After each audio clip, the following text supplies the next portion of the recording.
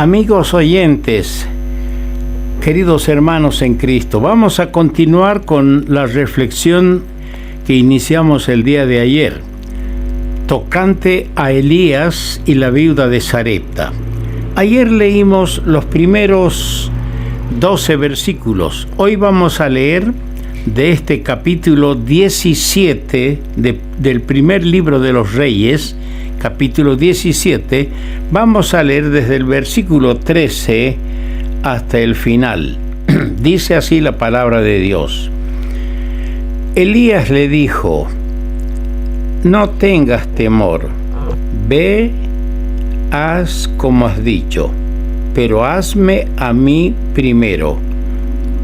Hazme a mí primero de ello una pequeña torta cocida debajo de la ceniza, y tráemela, y después harás para ti y para tu hijo. Porque Jehová Dios de Israel ha dicho así: la harina de la tinaja no escaseará, ni el aceite de la vasija disminuirá, hasta el día en que Jehová haga llover sobre la faz de la tierra. Entonces ella fue e hizo como le dijo Elías, y comió él y ella y su casa muchos días. Y la harina de la tinaja no escaseó, ni el aceite de la vasija menguó, conforme a la palabra que Jehová había dicho por Elías. Después de estas cosas aconteció que cayó enfermo el hijo del ama de la casa, y la enfermedad fue tan grave que no quedó en él aliento. Y ella dijo a Elías: ¿qué tengo yo contigo, varón de Dios? ¿Has venido a mí para traer a memoria mis iniquidades y para hacer morir a mi hijo? Él le dijo: dame acá tu hijo. Entonces él lo tomó de su regazo y lo llevó al aposento donde él estaba, y lo puso sobre su cama, y clamando a Jehová dijo: Jehová Dios mío, aún a la viuda en cuya casa estoy hospedado has afligido, haciéndole morir su hijo. Y se tendió sobre el niño 3 veces, y clamó a Jehová y dijo: Jehová Dios mío, te ruego que hagas volver el alma de este niño a él. Y Jehová oyó la voz de Elías, y el alma del niño volvió a él, y revivió. Y tomando luego Elías el niño, lo trajo del aposento a la casa, y lo dio a su madre. Y le dijo Elías: mira, tu hijo vive. Entonces la mujer dijo a Elías: ahora conozco que tú eres varón de Dios, y que la palabra de Jehová es verdad en tu boca. Que nuestro Señor bendiga la palabra suya a todos los que vamos a estar unos minutos ocupados en comentar, en escuchar, en analizar la porción bíblica que acabamos de leer. En el versículo 3 de este capítulo que leímos ayer, Dios le dijo al profeta Elías: escóndete en el arroyo de Querit que está frente al Jordán. Dios protegía a su mensajero, tanto en la aparición en público como en el retiro. ¿Por qué? Porque podemos imaginarnos, desde las montañas rocosas de Galaad, bajó este hombre extrañamente vestido, sin ser invitado, arbitrariamente entró hasta el palacio del rey Acab, se paró frente al rey y le dio el mensaje. Nos llama la atención que el rey no haya ordenado a su guardia que lo capture, que lo torturen o que lo maten. Pero Dios protegía a su mensajero cuando apareció delante del monarca impío allí en público. Pero ahora vemos que Dios lo protege en el retiro, en el arroyo de Querit. Fue así que cuando Dios le dijo, escóndete en el arroyo de Querit, Elías encaminó sus pasos, no a las orillas de un río caudaloso, sino más bien a la quietud de un arroyo. Esto es otra cosa interesante. No estaría su sostén en el caudal del río, sino en la transparencia de ese pequeño arroyo. Hay una lección, hermanos amados, para todos nosotros. Dios quiere que descansemos, que confiemos, que reposemos no tanto en sus dones y bendiciones como en Él mismo. Porque a veces cuando las bendiciones vienen una sobre otro y se acumulan ricas bendiciones, nosotros nos gozamos en ellas, pero no nos gozamos en el Señor. Ese riesgo corremos de confiar en las bendiciones como nuestro todo o nuestra meta. No, hermano, confiemos en Él. Él es el dador de toda buena dádiva. Allí le envió Dios al profeta Elías al arroyo de Querit por espacio de un año.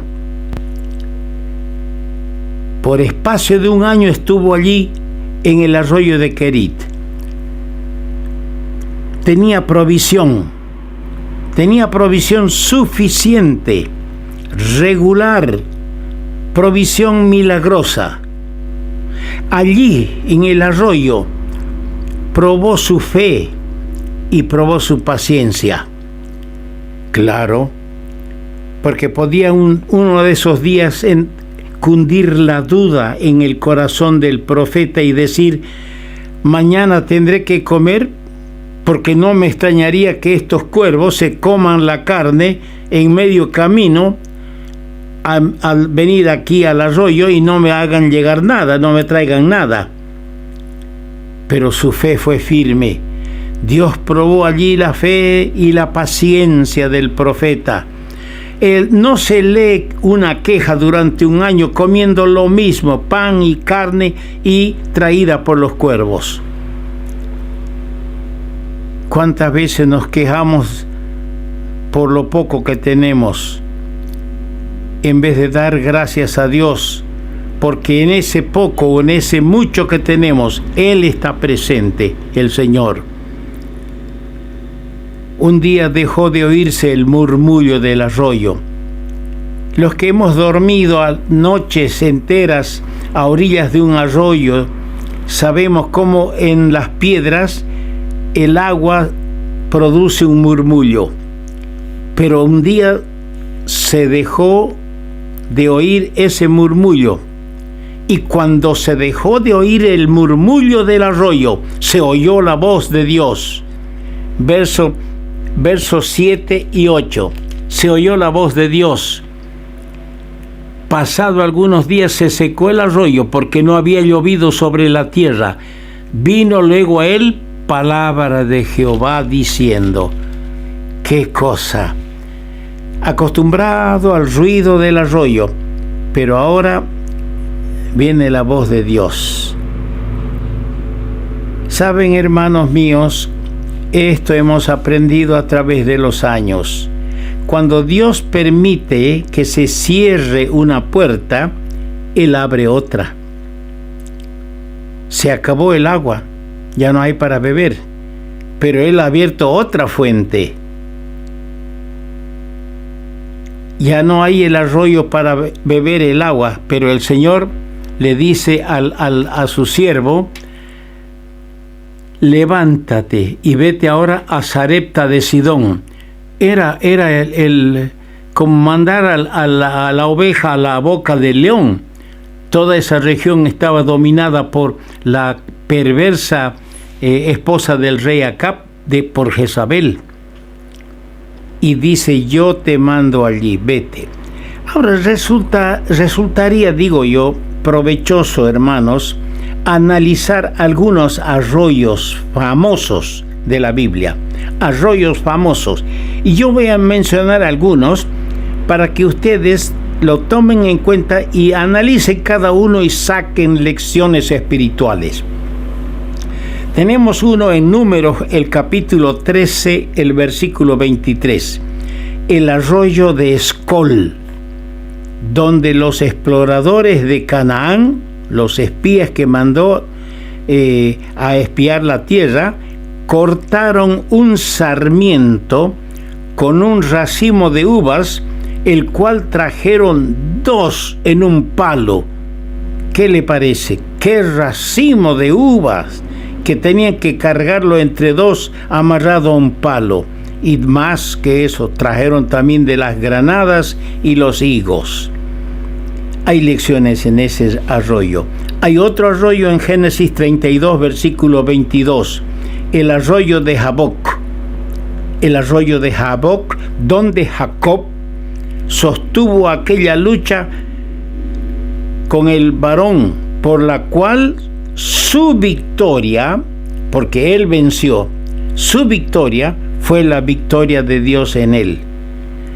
Cuando nuestras luchas son en el Señor, esa victoria que aparentemente es nuestra, en realidad, hermano, es la victoria de Dios en nosotros.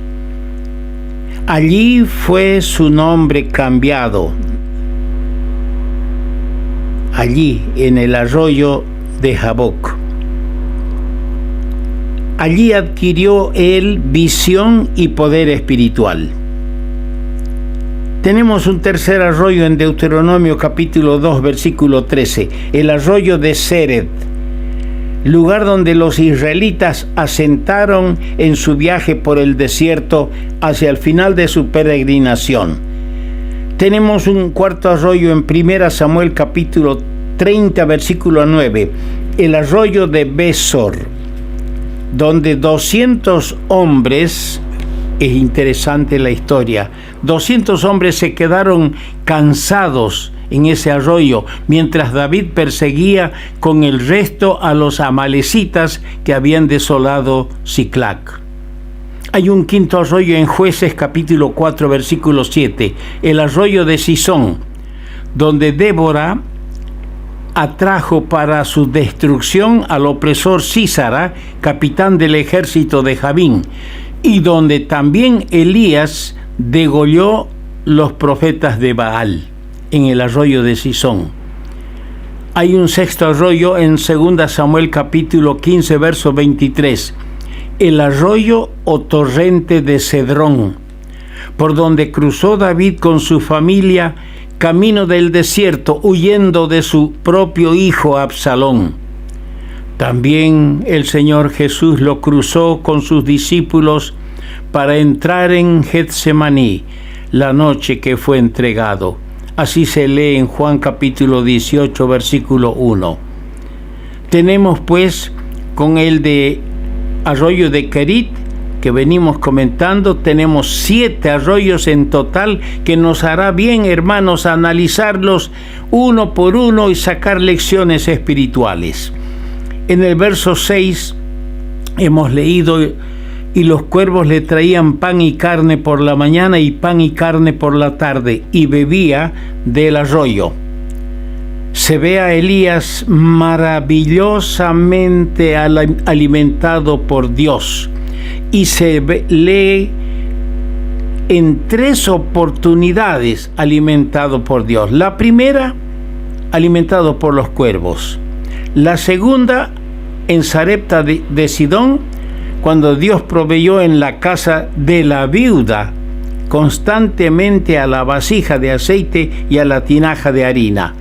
Y la tercera vez que fue milagrosamente mantenido, alimentado, es cuando fue alimentado por medio de un ángel en el desierto, cuando huía de Jezabel, y caminó con la fortaleza de aquella comida que el ángel le dio.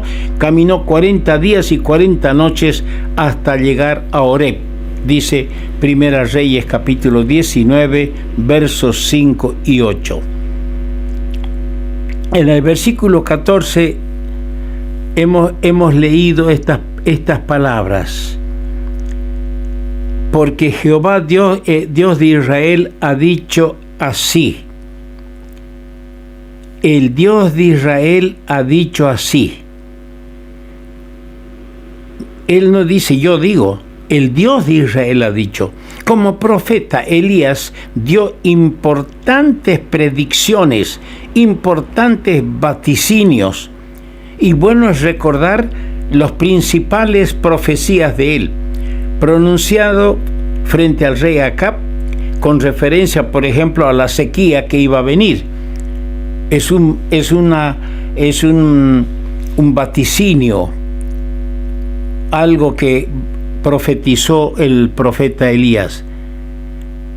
Tenemos otro vaticinio, otra profecía, la que dio Acab frente a la viña de Nabot, con referencia al fin solemne que Dios había dispuesto para el rey Acab y para Jezabel su mujer. Leemos eso en Primera Reyes 21, capítulo 21, versículos 19 al 24.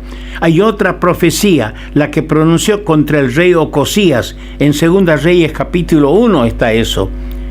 Y la otra contra el rey Joram en Segunda Crónicas capítulo 21. El versículo 24 que hemos leído dice: la mujer dijo a Elías: ahora conozco que tú eres varón de Dios y que la palabra de Dios es verdad en tu boca.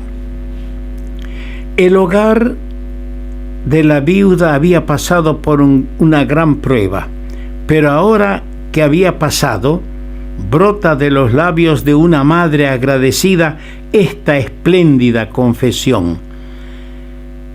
Ahora conozco, ahora sé que tú eres varón de Dios y que la palabra de Jehová es verdad en tu boca.